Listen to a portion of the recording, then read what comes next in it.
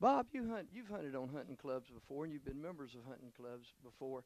How do you keep the other hunters from knowing where you're hunting, and how do you consistently take good deer in areas that have a lot of hunting pressure, like on a hunting club? Wow, that brings back some memories. 35 years ago, when I first started deer hunting in this part of Alabama, I was in a club with about 300 members and 30,000 acres of land.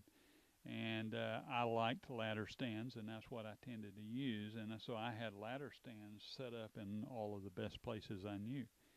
I got up in the stand one afternoon over on the river, and it was one of those places you couldn't get to very easily, and I had to put my boat in the river and run up the river and then climb up the bank to get into the stand.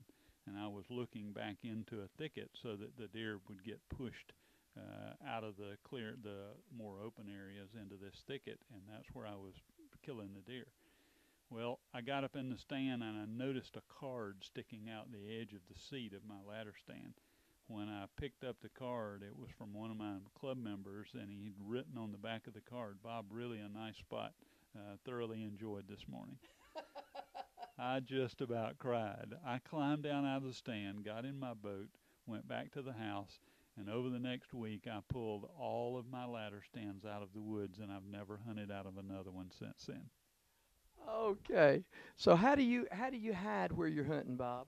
Well, I just simply don't leave any evidence that I've been in the place.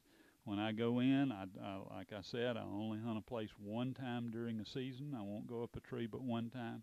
And when I go in, I want to try to make sure it's not only not a place I've hunted during that season, but hopefully nobody else has been there.